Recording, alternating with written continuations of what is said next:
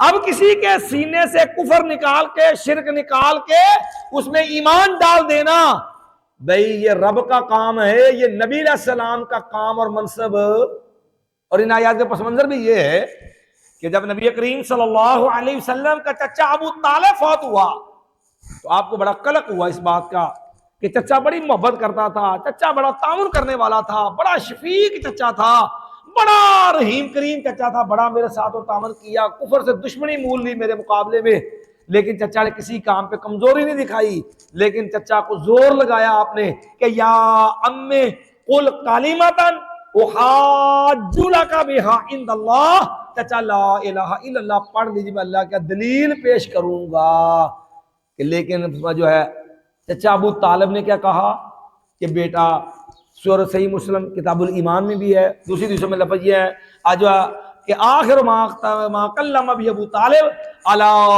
ملت عبد المطلب، کہ میں عبد المطلب کے دین پہ مر رہا ہوں، وَأَبَىٰ أَن يَقُولَ لَا إِلَٰهَ إِلَّا اللَّهُ، اور ابو طالب نے کلمہ پڑھنے سے کیا کر دیا؟ انکار کر دیا۔ اور صحیح مسلم کتاب الایمان میں لفظ ہے، نبی علیہ السلام سے فرمایا بیٹا،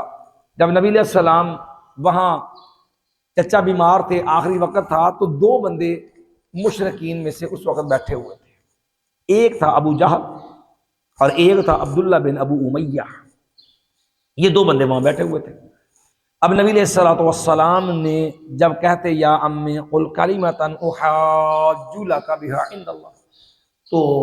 اب ابو جہل اور ابو امیہ وہ آگے سے کہتے اترغب عن ملت عبد المطلب، دیکھ لینا ابو طالب کیا تو اپنے باپ عبد المطلب کا دین چھوڑ دے گا، اترغب ملت عبد المطلب۔ تو نبی علیہ الصلوۃ والسلام پھر کہتے ہیں، لیکن وہ پھر یہ آتے ہیں اور آخری بات جو کہی ابو طالب نے وہ کیا، علی ملت عبد المطلب وابا ان یقول لا الہ، ان عبد المطلب کے دین مر رہا ہوں، اور لا الہ پڑھنے کا کیا کر دیا؟ انکار کر دیا۔ اور صحیح مسلم کے لفظ ہے، وہ کہا بیٹا لولا ان تعیرنی قریش، اگر مجھے یہ اندیشہ نہ ہوتا کہ قریشی مجھے تانے ماریں گے، آوازیں کسیں گے، تو میں کلمہ پڑھتا لاقررت بہا عینیک، اور تیری آنکھوں کو اس کے ساتھ ٹھنڈا